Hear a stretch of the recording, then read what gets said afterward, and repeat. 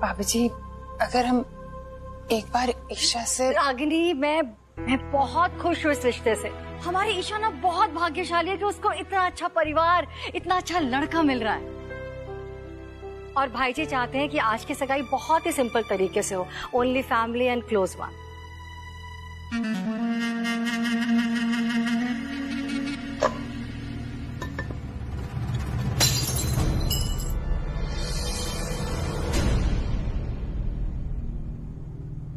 ये क्या किया तुमने? आप लोगों को ख्वाबों की दुनिया से निकाल के रियल वर्ल्ड में लाने की कोशिश कर रही हैं। अरे घर की रौनक घर की बेटियों और बहुओं से होती है, और अगर आज आपकी छोटी बहू मेरी मीत भाभी यहाँ होने के बावजूद इस सगाई में नहीं आती है, तो क्या मैसेज कन्वे होगा हमारी फैमिली के बारे में? गेस्ट्स क्या सोचेंगे? मामा जी को कितना बुरा लगेगा? इतने सालों बाद इतनी मुश्किलों से तो आपका रिश्ता दोबारा जुड़ा है। I am really sorry to say this, but मुझे लगता है कि मीत भाभी की वजह से मॉम और मामा जी का रिश्ता दोबारा टूट जाएगा। मॉम, ये मीत भाभी। इनफ मासूम, इतने महीने जब वो यहाँ पर नहीं थी तो क्या इस घर के काम नहीं हुए? रुके काम? नहीं रुके ना। अगर वो नहीं चाहती सगाई में आना तो ना आए, सगाई उसके बिना ही होगी। और रही बात भाई जी के साथ रिश्ते की, तो वैसे भी सगाई के बाद हमारे भाई जी के साथ इस घर के रिश्ते और मजबूत होने वाले। तो ये लड़की सगाई में आए या ना आए, मुझे कोई फर्क नहीं पड़ता। बबीता जी,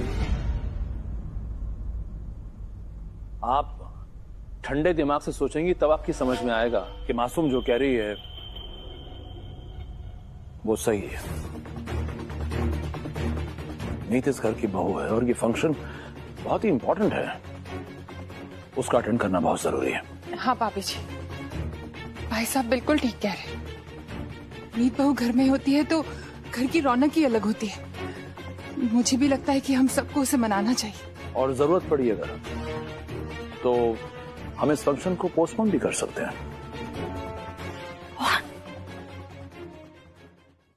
भाई साहब, ये क्या कह रहे हैं आप?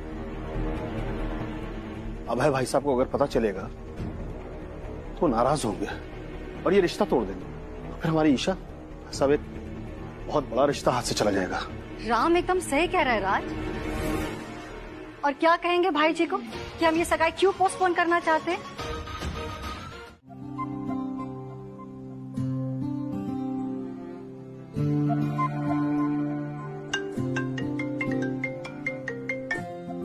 हेलो मम्मी जी, अच्छा आपने कॉल कर दिया। अभी मैं आपको कॉल करने वाली थी ये पूछने के लिए कि केक डेकोरेशन के लिए जो चेरीज चाहिए थे वो आपने ले लिया ना? सुबह से 5वीं बार याद दिला रही हूँ तो कैसे भूल सकती हूँ। हाँ बाबा, ले लिए मैंने चेरीज, और लिस्ट में जितनी आइटम्स लिखी थी ना वो सब भी ले ली है। अच्छा ये बताओ, घर पे तैयारियां कैसी चल रही हैं? सब तैयारी हो गई कि कुछ बाकी है? सब रेडी है, आप बिल्कुल टेंशन मत लीजिए। मम्मी जी, वो मीत भी सगाई के फंक्शन में होती तो अच्छा रहता ना। वो 9 महीने जब यहाँ पर नहीं थी तो उसके बिना ही हमने दिन काटे हैं ना। आज की रात भी उसके बिना हम काट सकते हैं। We'll manage, don't worry about.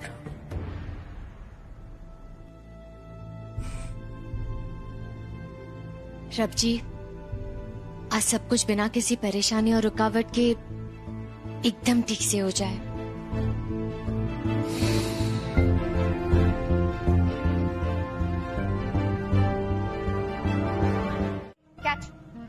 फिलहाल इससे काम चला लो, थोड़ी देर में एक कमाल का केक मिलने वाला है। पता है वो केक बनाया किसने है? किसने? सुनैना भाभी ने। और वो केक इतना यम है कि मैं क्या बताऊं। इतना अच्छा केक है तो आप लाए क्यों नहीं हमारे लिए? हाँ, क्योंकि वो केक आज शाम के लिए है।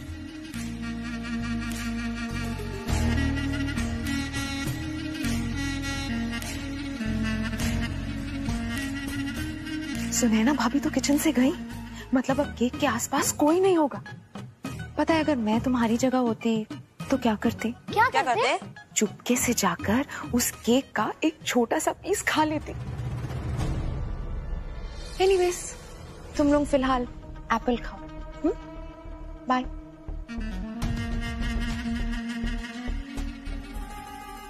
हमें किचन में नहीं जाना चाहिए, बुरी बात।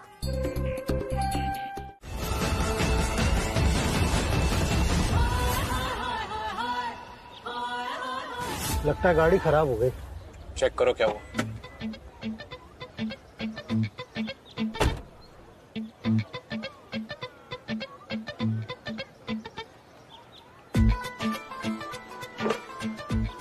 साहब जी, गाड़ी पंचर हो गई है।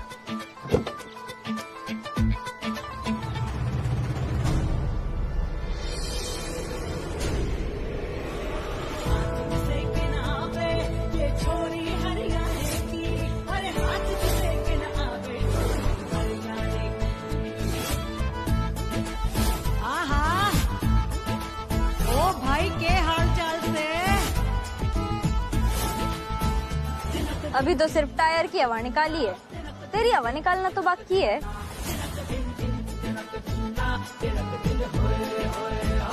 अच्छा, मैं जानता हूँ तेरा ये दिल मानने को तैयार नहीं है कि दीप ने तेरे साथ ऐसा किया। बिल्कुल वैसे ही जैसे मेरा दिल मानने को तैयार नहीं था कि मानुषी ने मुझे इतना बड़ा धोखा दिया। लेकिन ईशा, कभी कभी ना सच हमारे दिल में ही होता है, कहीं छुपा होता है, लेकिन हम बस उसे एक्नॉलेज नहीं कर पाते ईशा।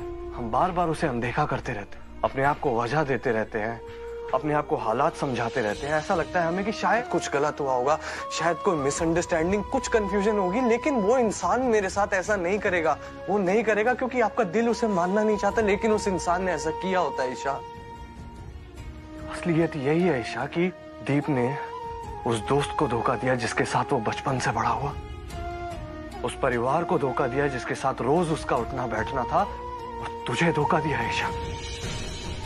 इसलिए अब वक्त आ गया है कि तुम मूव ऑन करे, अपनी जिंदगी में आगे बढ़े।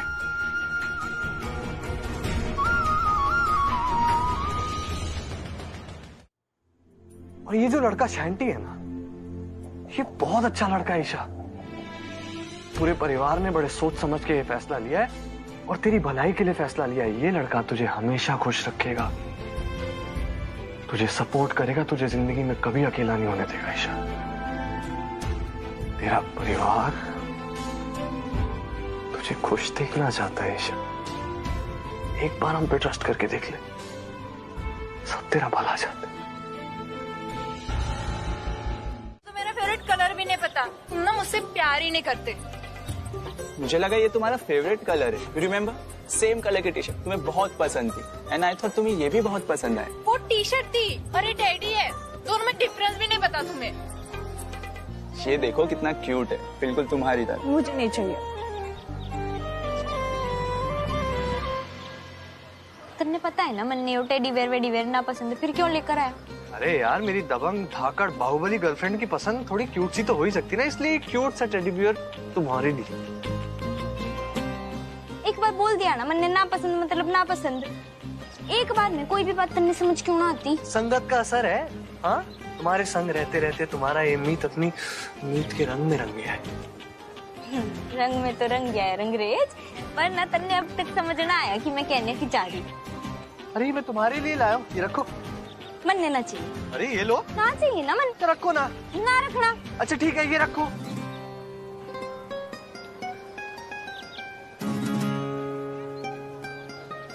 आप खुश? यू फिर भी ठीक है, मतलब घर के काम भी आ सकता है।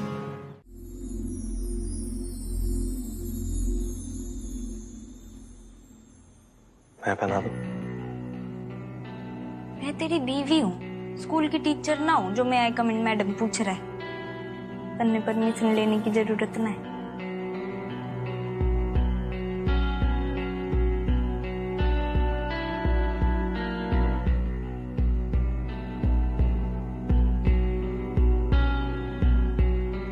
तन्ने इतना यकीन कैसे था कि मैं जरूर आऊंगी?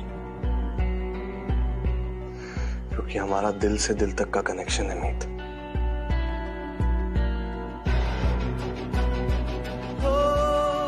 ये बात सही है कि कभी कभी उस कनेक्शन में शॉर्ट सर्किट हो जाता है और हमारी लड़ाई हो जाती है, पर हमारे जो दिल है वो कभी एक दूसरे से लड़ते नहीं है। इसलिए मेरे दिल में ना यही बात उठ रही थी कि मन्ने जाना चाहिए, पर जैसे ड्यूटी का टाइम ऑफ हुआ ना, मन्ने कंट्रोल रूम ते फोन आ गया।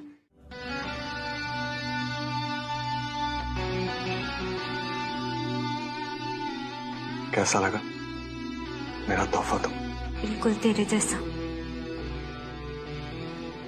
थैंक यू मेरी बात मानने के लिए। थैंक यू मेरे कहने पे आने के लिए। मुझे बहुत खुशी हुई। सिर्फ थैंक यू ते काम न चलेगा। फिर तन्ने प्रॉमिस देना होगा, चाहे जो हो जाए, हमारे बीच कितना भी झगड़ा हो, कुछ भी हो जाए, तू तीर घाट में नीर घाट क्यों ना भागू, पर हमारे बीच ये जो प्यार है ये हमेशा ऐसे ही रहेगा। इसकी जगह हमेशा फिक्स रहेगी। मेरी मीत, मैं तुम्हें प्रॉमिस करता हूं, हम लड़ेंगे भी, हम रूठेंगे भी, और हम एक दूसरे को मना भी लेंगे। हम कभी भी एक दूसरे को अकेला नहीं छोड़ेंगे। जिंदगी, सिचुएशन, हालात, चाहे जो मर्जी।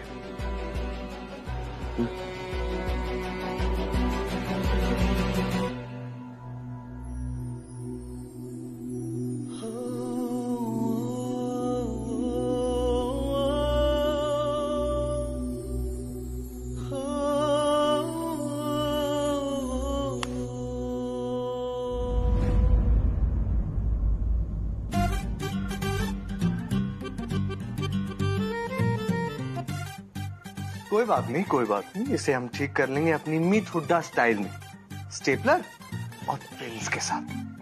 कहाँ है स्टेपलर?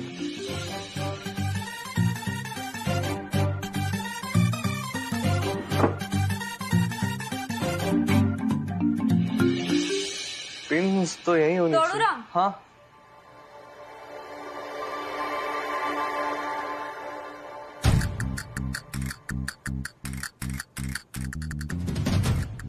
ऐसा ही साहिबा, अंदाजा है आपको ये क्या चीज है?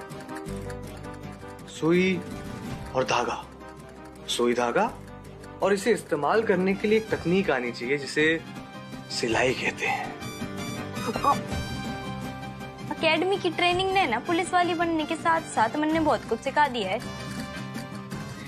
तो राम, मेरी गर्लफ्रेंड ना बदल गई है।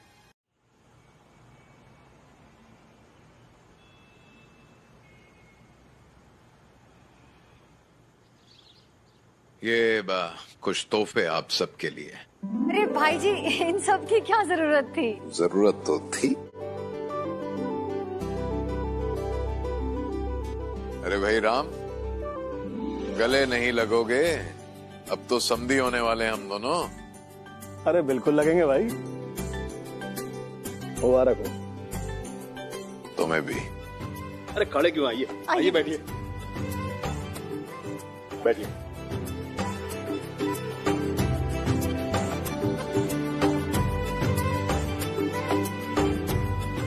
हमारे मीत की मीत कहाँ है? छोटी बहू? हाँ भाई जी, अभी बुलाती हूँ, शायद अपने कमरे में होगी। अब आ गई। अरे प्रणाम मामा जी। अरे खुश रहो, खुश रहो, खुश रहो, खुश। क्यों?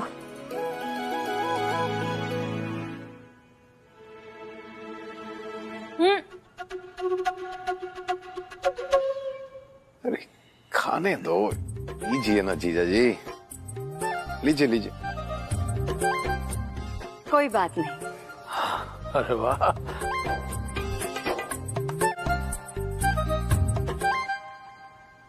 अब मामा जी, मैं तो आपके बेटे से मिली भी ना हूँ, मतलब मैंने तो अभी तक सेंटी ने देखा भी ना। कितने है वो? बेटा वो काम के सिलसिले से दिल्ली गया है, एयरपोर्ट से सीधे यहीं आएगा, बल्कि आता ही होगा।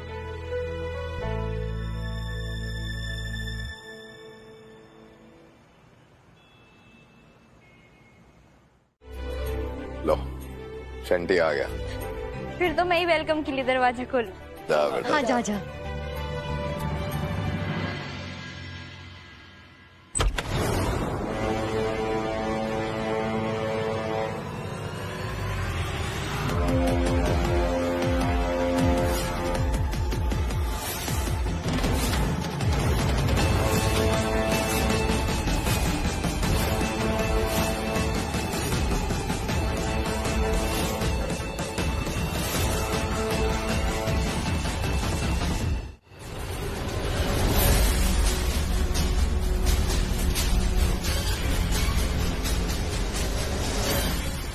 तेरी इतनी हिम्मत कि तू यहाँ पर आ गया। शांति शांति शांति शांति शांति मेरे भाई। मीत शांति, ईशा का कुछ ही देर में होने वाला मंगेतर और कुछ दिनों में होने वाला हस्बैंड। और शांति भाई भाभी है तुम्हारी, नमस्ते बोलो। नमस्ते भाभी जी। अब सारी खातिरदारी आप यहीं करेंगी या?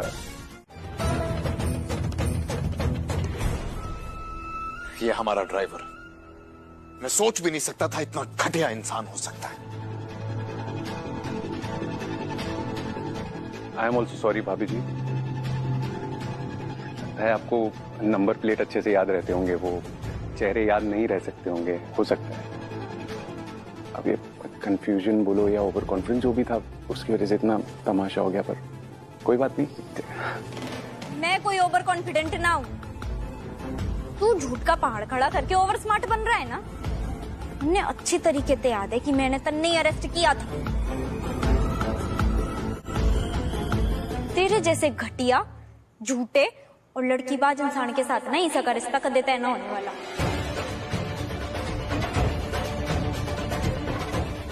मैं चैलेंज करती हूँ कि कल के कल तेरे खिलाफ सारे सबूत सामने लाकर रखूंगी, सबके सामने तेरी सच्चाई लाकर रखूंगी। सबने बताऊंगी कि तू भेड़ की खाल में भेड़िया है, भेड़िया।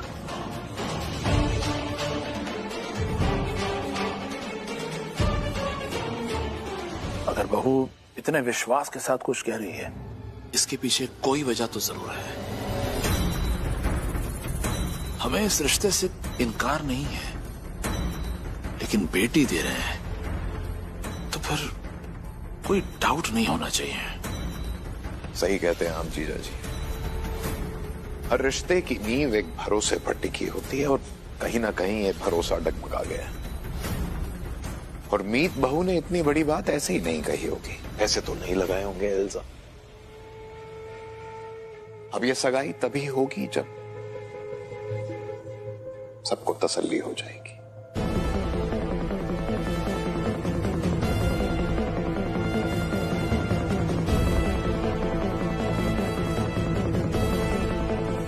ठीक है ना मैम?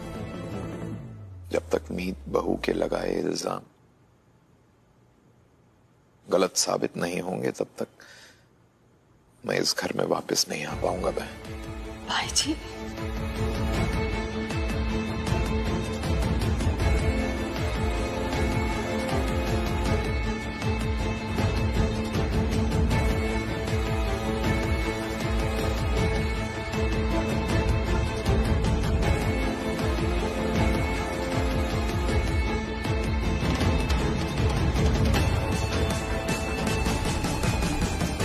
मीत भाभी ने शांति पर इतना बड़ा एलिगेशन लगा दिया, वो भी विदाउट एनी प्रूफ। मुझे लगता है उन्होंने ये सब जानबूझकर किया क्योंकि वो ईशा और शांति का रिश्ता नहीं होने देना चाहती थी। Hence this false allegation. मासूम,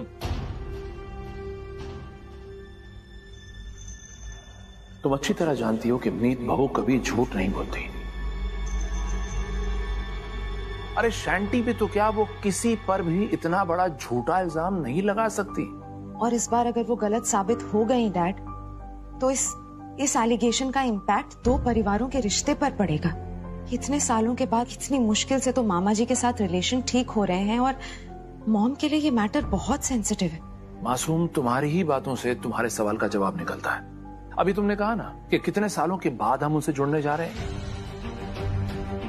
तो इतने सालों में कौन कितना बदल गया ये हमें क्या पता। और एक पल के लिए भी क्या तुमने ठहर कर इस एंगल से सोच के देखा है कि जो मीत बहू कह रही है, अगर वो सच निकला तो हम ऐसे लड़के से अपनी ईशा की शादी कराने जा रहे हैं, और ऐसे लड़के से शादी करा के क्या हम और ईशा जिंदगी भर खुश रह पाएगी? बट डैड, हम सब जानते हैं कि मीत भाभी इस रिश्ते के खिलाफ थी हमेशा से। और अगर ऐसे में वो गलत साबित होती हैं, तो मामा जी से हमारे फिर से बनते हुए रिश्ते में दरार पड़ जाएगी। And I am afraid dad कि इस बार वो दरार भर नहीं पाएगी।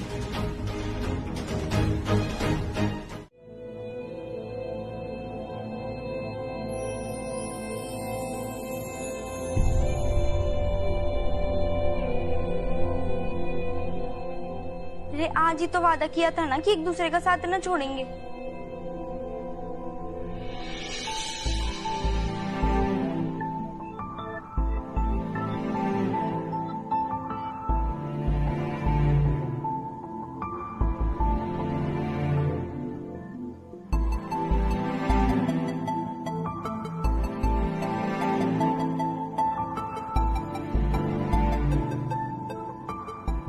तन्ने पता है तू ना बहुत अच्छा है, दुनिया का बेस्ट भाई है। तेज भैया ने कितने अच्छे से संभाला तूने, और मासूम थी, और ईसा के लिए तो अपनी जान भी दे सकता है। बेस्ट बेटा भी है। पापा जी की नजरों में ना तेरे लिए गर्व साफ दिखाई देता है। और क्या और? दुनिया का सबसे बेस्ट बॉयफ्रेंड भी है। ये चल, हम दोनों ना एक काम करते हैं, हम दोनों कपड़े बदल लेते हैं, फिर चलते हैं। कहाँ चलते हैं? है एक जगह अच्छी लगेगी तेरी। नहीं मीत प्लीज।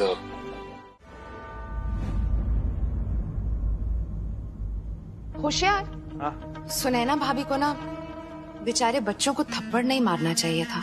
राम लखन कह रहे थे कि केक उन्होंने नहीं खाया, लेकिन भाभी ने उनकी एक नहीं सुनी। बहुत रो रहे थे बेचारे। अच्छा, तभी वो दोनों दोपहर से नजर नहीं आ रहे। बहुत गलत किया ना सुनैना भाभी ने। नहीं हाँ, वो तेज भाई इतने परेशान हो गए थे जब बच्चे नहीं मिले, पूरे घर में उन्हें ढूंढ रहे थे, और ढूंढने के बाद वो फाइनली मिले कहाँ पता है? गेस्ट रूम में, वहाँ कोने में बैठकर रो रहे थे। रो रो कर कह रहे थे कि अब हम यहीं रहेंगे, तेज भाई के रूम में नहीं जाएंगे। यू नो, कहीं ना कहीं गलती मेरी ही है। मैंने सुनैना भाभी को इतना अपसेट देखा तो उन्हें बता दिया कि बच्चों के कपड़ों पर क्रीम लगी हुई है। क्या बात कर रही हो बीवी? हाँ, मतलब मुंह से निकल गया, पर मुझे क्या पता था कि सुनैना भाभी केक को लेकर बच्चों पर इतना भड़क जाएंगी, उन्हें थप्पड़ मार देंगी। लेकिन होशियार, हाँ? तुम प्लीज इस बारे में मेरा नाम मत लेना किसी के सामने। मैंने तो इस मैटर में कुछ किया ही नहीं है ना।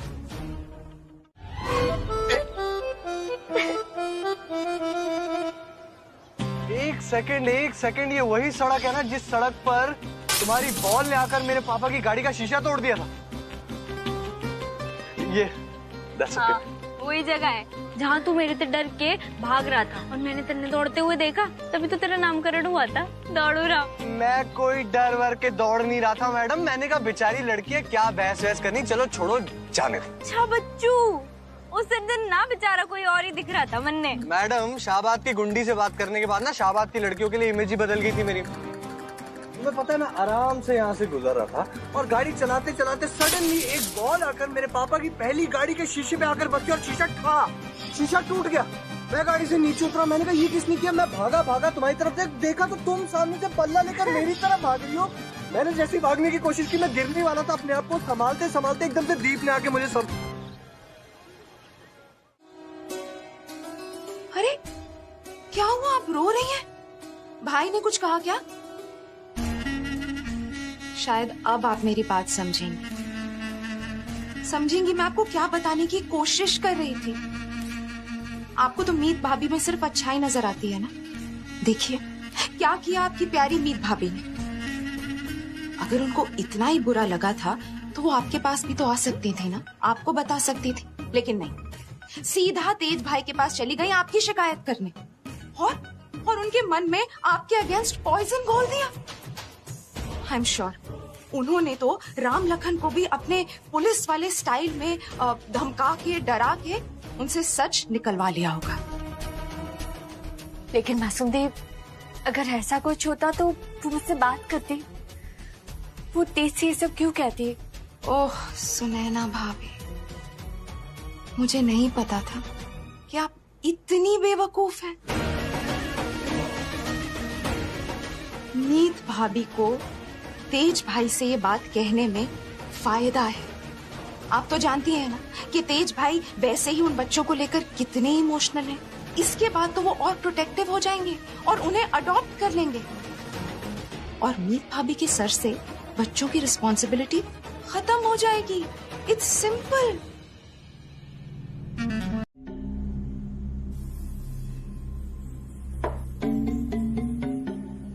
आज से पहले कभी तुमने ड्रिंक को मना नहीं किया? क्योंकि आज से पहले मुझे यह नहीं मालूम था कि मेरा होने वाला दामाद एक आवारा, लड़कियों को छेड़ने वाला लड़का, एक मॉलेस्टर है। सुनी सुनाई बातों पर यकीन नहीं करते हैं राम। और वैसे भी तुम तो पहले से ही अपनी बेटी की एंगेजमेंट मेरे बेटे के साथ करवाना चाहते थे, फिर अचानक क्या हो गया? हुआ कुछ नहीं है। मैंने आपकी कभी बात को टाला नहीं। आपने जब जब जो कहा है मैंने किया है। आपने ईशा का रिश्ता शैंटी के लिए मांगा, मैं तैयार हो गया। इसलिए नहीं क्योंकि मैंने अशोक हुड्डा को मारा है, बल्कि इसलिए ताकि शैंटी से बेहतर लड़का ईशा के लिए कोई नहीं हो सकता। तुम्हें क्या लगता है कि ऐसा नहीं है? चलिए एक बार मान लेता हूं कि मीत बहू ने जो कुछ भी कहा वो झूठ है, लेकिन अगर उसकी बात में जरा सी भी सच्चाई निकली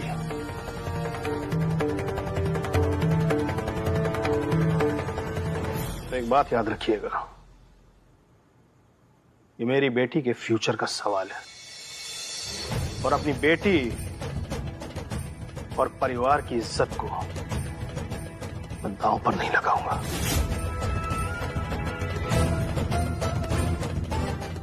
राम, मेरा यकीन करो, मैं ये साबित कर दूंगा कि शैंटी इनोसेंट है।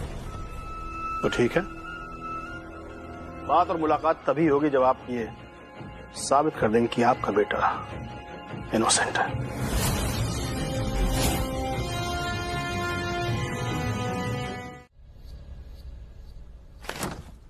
अरे चाचा जी, आप इतनी रात के किचन में क्या कर रहे हैं? किसी ने कह देते, कोई भी दे देता पानी। बेटा वो लेट आया ना तो सोचा सब सो रहे होंगे, इसलिए अपनी मदद खुद ही कर लो। मुन्ने कह देते, मैं कर देती। अरे मेरी छोटी बहू मेरे लिए इतना कुछ कर रही है, हमारे लिए, ईशा के लिए। थैंक यू बेटा। चाचा जी, आप मुन्ने थैंक यू बोल रहे हो, मेरे लिए बहुत बड़ी बात है।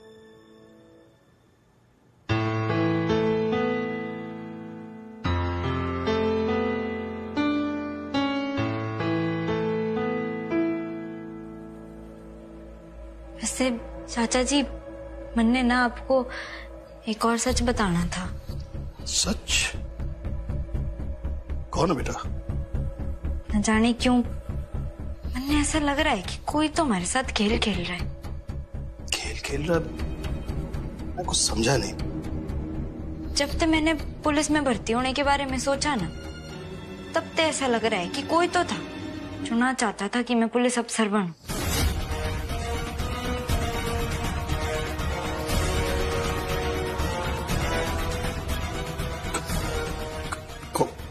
कौन है?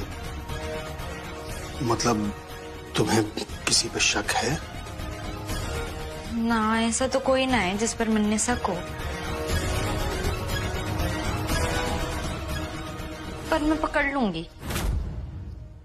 अब मैं मीत हुड्डा ना, इंस्पेक्टर मीत हुड्डा जो हो गई हूँ।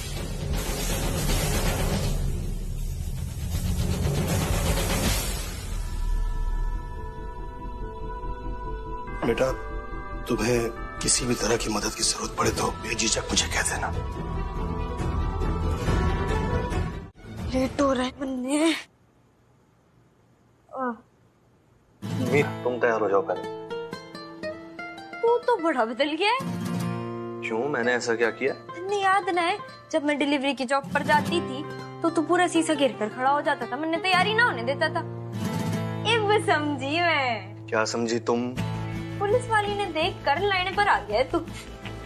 मैडम, मैं आपकी वर्दी की रिस्पेक्ट करता हूँ और इनफैक्ट मैं तुम्हें पता है क्या, ऐसा ही होना चाहिए। जब कोई कॉमन मैन, कोई सिविलियन किसी पुलिस वाले को देखे या उसकी वर्दी को देखे ना, तो उसकी वर्दी को देखकर उसके मन में डर नहीं पैदा होना चाहिए, बल्कि उस इंसान के लिए और उस वर्दी के लिए रिस्पेक्ट पैदा होनी चाहिए। जस्ट लाइक मी, जैसे मैं तुम्हें देखता हूँ तो तुम्हारी वर्दी के लिए मेरे मन में रिस्पेक्ट आती है। कोई डरता वरता नहीं हूँ मैं तुमसे। हाँ, और SI भी तुम अपनी नजर से सारा नजरिया बदलोगे, क्योंकि मीत नहीं तो बदलनी है रीत। हाँ पति देव, और सवेरे सवेरे के लिए ना इतना ज्ञान काफी है। मैंने लेट हो तैयार तो मुझे होना है। दौड़ूरा मत, मैंने तैयार होना है। मीत छिपकली क्या? मीत कहाँ है छिपकली, और क्यों है इस कमरे में छिपकली? निकालो यार, मुझे अच्छी नहीं लगती। कहाँ है? पूछना है। हाँ मैंने जानबूझ के बोला क्योंकि मैंने सोचा कि तू डर जाएगा, और देख तू डर गया। अब शीशे के सामने मैं खड़ी और तू सोफा पे। मीत तुम्हें ना पुलिस में नहीं, तुम्हें गुंडी ही होना चाहिए।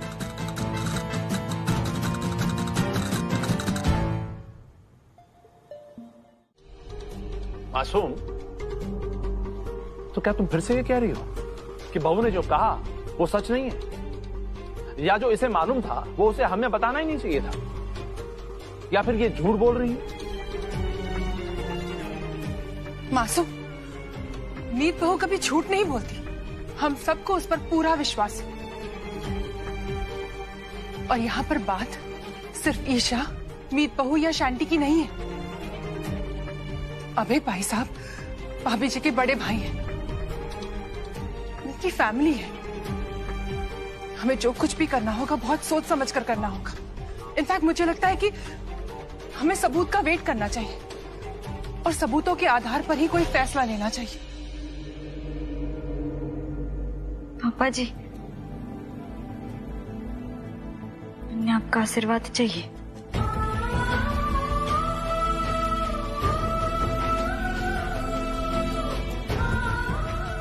All the best.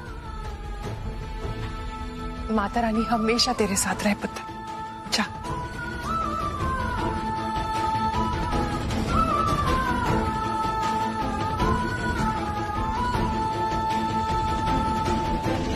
Babita ji को फुटवेयर शॉपिंग कराने के लिए बाहर लेके जाऊं? क्यों? अरे डैड, लेडीज को फुटवेयर शॉपिंग बहुत पसंद है। ये स्टिलेटोज, हाई हील्स, वेजेस, ये सब उन्हें बहुत पसंद आता है डैड। यहाँ तक कि उनकी जो ये कपड़े वपड़े की शॉपिंग है ना, इससे भी ज्यादा पसंद आता है। इसलिए प्लीज आप मॉम को अपनी बेस्ट कार में अपने साथ बिठाइए और उनको शॉपिंग ट्रिप पर ले जाइए डैड। अरे डैड, मैं सच कह रहा हूँ, मजाक नहीं कर रहा। आप मुस्कुरा क्यों रहे हैं? अरे मैं मुस्कुरा इसलिए रहा हूं क्योंकि एक बेटा अपने बाप को रिलेशनशिप पे एडवाइस दे रहा है। देखो बेटा, माना कि तुम्हारी बीवी की गाड़ी लाइफ की पटरी पे एकदम करेक्ट दौड़ रही है, ठीक है, लेकिन एक बात हमेशा याद रखना कि बेटा तो बेटा होता है, लेकिन जो बाप होता है ना, वो हमेशा बाप रहता है। गलती होगी पिताश्री, वो मॉम को खुश करने के चक्कर में मैं थोड़ा ओवर इमोशनल और एक्साइटेड हो गया था। I am sorry. लेकिन बड़ी जाहिर सी बात है, कहाँ आपका 30+ इयर्स ऑफ मैरिज एक्सपीरियंस, और कहाँ मेरा पानी छिड़की हुई अभी अभी ताजी ताजी शादी।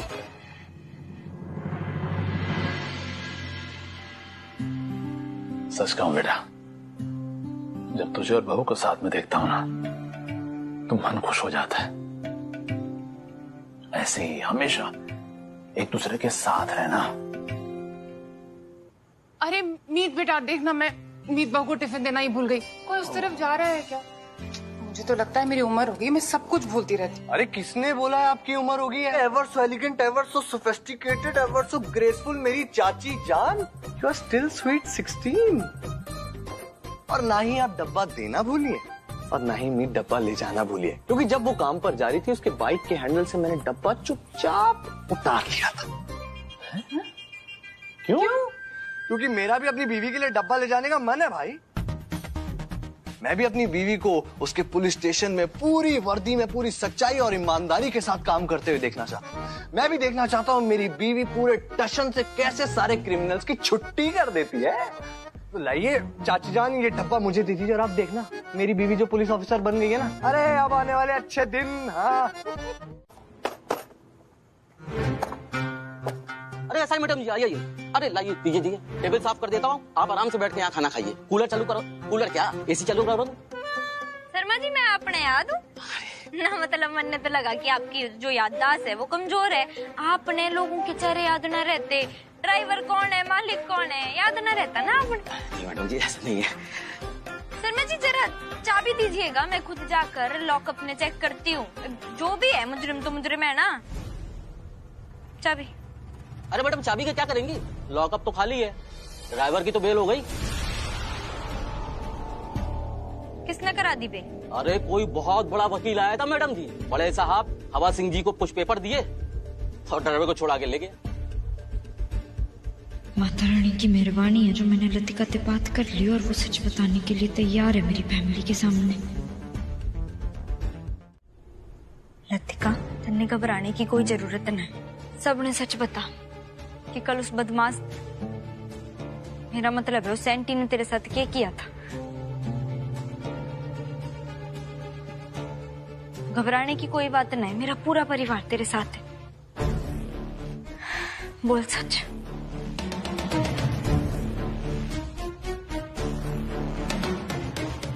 बस दीदी बस, अब मुझसे और नहीं होगा। क्या ना होगा? ये झूठ और नहीं बोल सकती। आई नो मैंने आपसे प्रॉमिस किया है क्योंकि मुझे मेरी माँ के इलाज के लिए कुछ पैसों की जरूरत है, पर अब मुझसे नहीं होगा।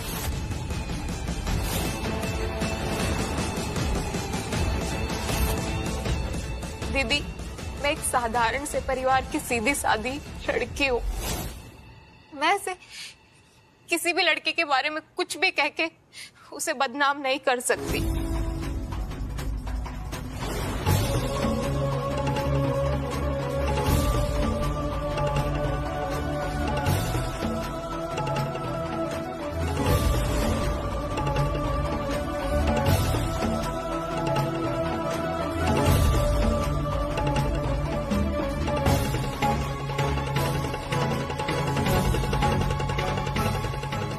जा रही है तू? किसी ने तन्ने डराया है, धमकाया है? देख, तन्ने डरने की कोई जरूरत नहीं, मैं हूं ना तेरे साथ। वाओ,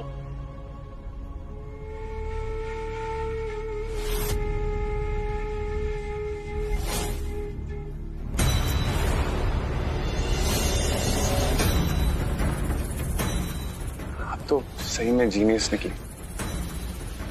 इतनी सॉलिड प्लानिंग मुझे फंसाने के लिए। मुझे तो ये नहीं समझ में आ रहा आपको मुझसे प्रॉब्लम है क्या। मैं यहाँ आया था आप सबको कन्विंस करने के लिए कि मैं वैसा इंसान नहीं हूं जैसा आप लोग समझ रहे हैं, पर अब तो शायद मुझे कुछ कहने की जरूरत नहीं। इनके सबूत नहीं, सब सच सबके सामने ले आए। झूठ बोल रहे हो। यो यहाँ कुछ साबित करने ना आया था, यो इस छोरी ने धमकाने आया था। सॉरी टू से, सच सबके सामने है। और कौन झूठ बोल रहा है ये सब तो मुझे बताने की जरूरत ही नहीं।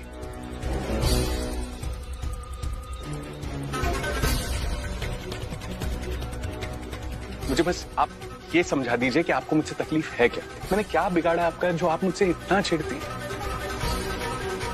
और आपको सीरियसली थैंक यू। आप यहाँ आए, आपने जो सच है वो कहा। Thank you sister.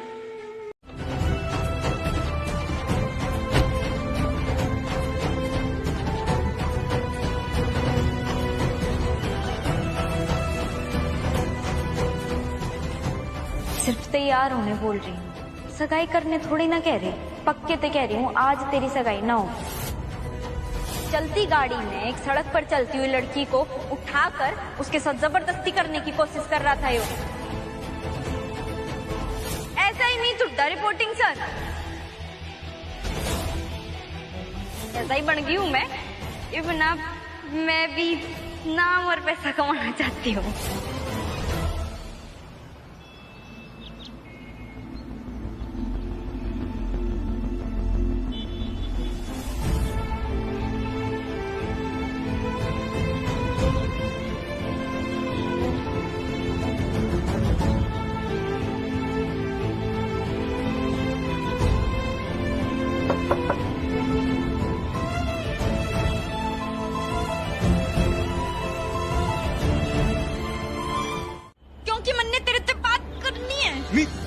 मीत पहले बेल्ट लगाओ ना। मैं सीट बेल्ट ना लगाऊंगी क्योंकि मैंने तेरे से बात करनी है। मीत मुझे अभी तुमसे कोई बात नहीं करनी, मेरा दिमाग खराब रखा है। तुम प्लीज गाड़ी से नीचे उतरो, नीचे उतरो। अरे ऐसे कैसे उतरूं? हमने तय किया है ना हम एक दूसरे से बात करेंगे, कदे अकेला ना छोड़ेंगे। आवाज तो कम कर। आवाज बड़ी रहेगी मीत, दौड़ू राम, आवाज कम कर। मीत आवाज बड़ी रहेगी। दौड़ू राम, आगे देख।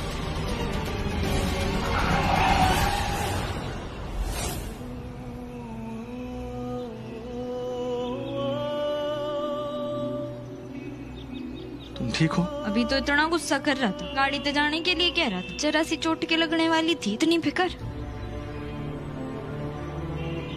तुम्हें चोट तो नहीं लगी है ना? ना लगी, मैं बिल्कुल ठीक हूँ, क्योंकि तू जो था मेरे साथ, तूने बचा लिया मुझे। नहीं तो अभी ना, या तो मेरे सर पे गुमड़ा फूल जाता, नहीं तो ये तरबूज है ना फूट जाता। बेकार की बातें मत करो मीत। दौड़ू राम, तन्ने ऐसा लगता है कि जो इल्जाम मेरे ऊपर लगाए जा रहे हैं वो सारे सच हैं? मैं झूठ बोल रही हूँ? मैं ऐसा कर सकती हूँ क्या?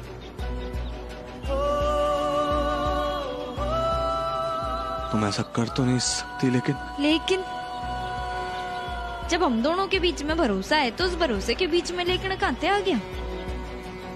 दौड़ू रहा। जी सर।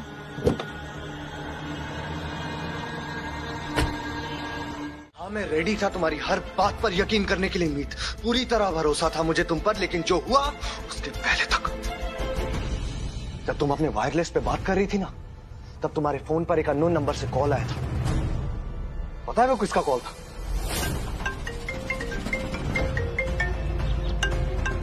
हेलो मीत भाभी, मैं बोल रहा हूँ दीप।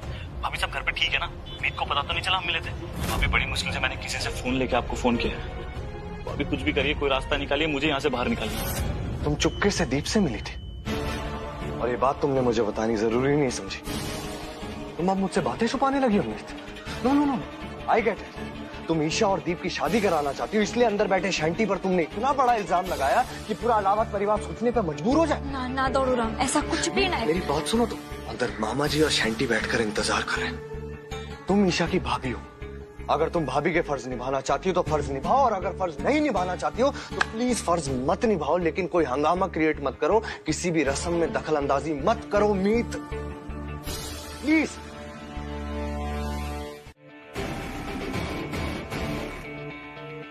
ईसा ते ब्याह करके उसे अपने घर ले जाने का सपना न भूल जा। अगले 7 दिन मैं तेरा काला चिट्टा सबके सामने खोलने वाली। 7 दिनों में बारात का बैंड बजे न बजे, तेरा बैंड जरूर बजाऊंगी।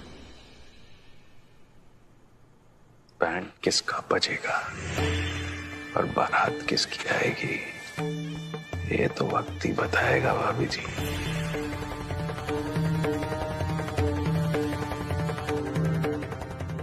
एक बात आपको और बता दूं, वो क्या है, हम हैं वृश्चिक राशि, स्कॉर्पियो।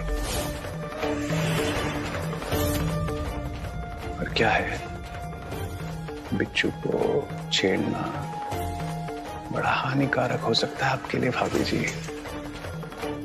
हमसे निकला हुआ जहर दिमाग को सुन और बॉडी को पैरालाइज कर देता है। इस बिच्छू से जरा बच के रहिएगा भाभी जी। खुद उसने शांति की आरती की, उसको तिलक लगाया, हम में से किसी ने उसको फोर्स नहीं किया। वाह! और इस बेसिस पर आप लोगों ने मान लिया कि मीत भाभी ने शांति को एक्सेप्ट कर लिया है और वो इस शादी से खुश है। आप लोग भूल गए हैं क्या उन्होंने शांति को कितनी बुरी तरह से ह्यूमिलिएट किया था? मॉम, चाची, आप लोग दोनों इतने भोले कैसे हो सकते हैं? मासूम, अगर मीत बहू को कोई प्रॉब्लम होती है इस रिश्ते से, तो वो सामने से आकर आरती क्यों उतारती है उसकी? मुझे लगता है बहू को इस बात का एहसास हो गया है कि उससे गलती हो गई है, इसलिए सामने से आके शैंटी की आरती करके वो हमें यही बात बताना चाहती थी। हमें उससे एक और मौका देना चाहिए। ओके फाइन, अगर आप सब यही चाहते हैं तो आई जस्ट होप इस मौके का फायदा उठाकर मीत भाभी दोबारा एज यूजुअल कोई ड्रामा ना खड़ा करते हैं।